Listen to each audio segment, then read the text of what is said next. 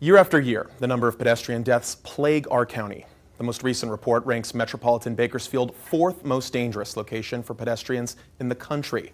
Tonight we are taking a deep dive into the numbers and the solutions. But first, our Leslie Molina spoke with families who have been directly affected by the tragedy. Time and time again, the Bakersfield metro area makes it on a list, and oftentimes it's not for a good reason. Most recently for the number of pedestrian deaths and for having some of the worst drivers in the country. We're always hearing how Bakersfield has bad roads, bad drivers, and a staggering number of DUIs. If you've been tuning into our station the last few years, you're well aware of just how serious this is. First at 10, unbelievable new video tonight showing a speeding car going airborne and then we have seen it all, from reporting on flying cars in Wasco to the crash that happened hours just after the unveiling of a roundabout in Bear Mountain Boulevard.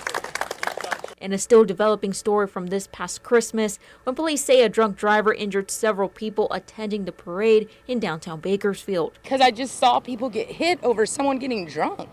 Like, that doesn't make any sense to me. For the victims that survived, the scars linger even years after the crash. I would say be responsible. I mean, there's Ubers, there's so many ways that people do not need to be drinking and driving. Just think about other people, think about us. Like for the family of a 16-year-old Foothill High student, Ashley Cruz, who was ran over twice while crossing the street in 2016. She survived. Years later, we spoke to her mother, Davina McKay, who shared that her daughter still lives with the trauma. My daughter goes through a lot of pain, and she calls me all the time. And I told her that you guys are going to be out here today. If she wanted to tell me something to tell you guys, and she said, no, Mom, because it's too traumatic for her.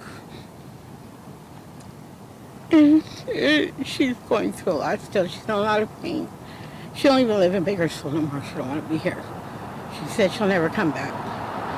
She and other residents we spoke to blamed the lack of working pedestrian flashing beacons on the crosswalks and told us this was not the first time a student had been hit while crossing this exact same spot. Well, two girls that were walking to school are now in the hospital with major injuries after a grisly accident in East Bakersfield. Back in 2014, our station reported on two Foothill High students said that sustained serious injuries after they were hit by a distracted driver. Alex says this is a problem that repeats itself. It's difficult to see the sign behind the trees, and because of high speeds, cars often go out of control. So in January of this year, Eyewitness News wanted to see if things had improved, at least in Bakersfield. Data from the Bakersfield Police Department revealed that in 2023, there were over 12,000 hit and runs reported, over 800 DUI arrests made, and around 180 crashes involving pedestrians. Leslie Molina, Eyewitness News. Hi, I'm Rochelle Murcia with Eyewitness News Bakersfield Now on YouTube. Thank you for checking out our YouTube channel where we have tons of great content to choose from. While you're here, go ahead and click on the subscribe button right there. That way you can stay up to date on all the things related within Kern County. Thanks for watching.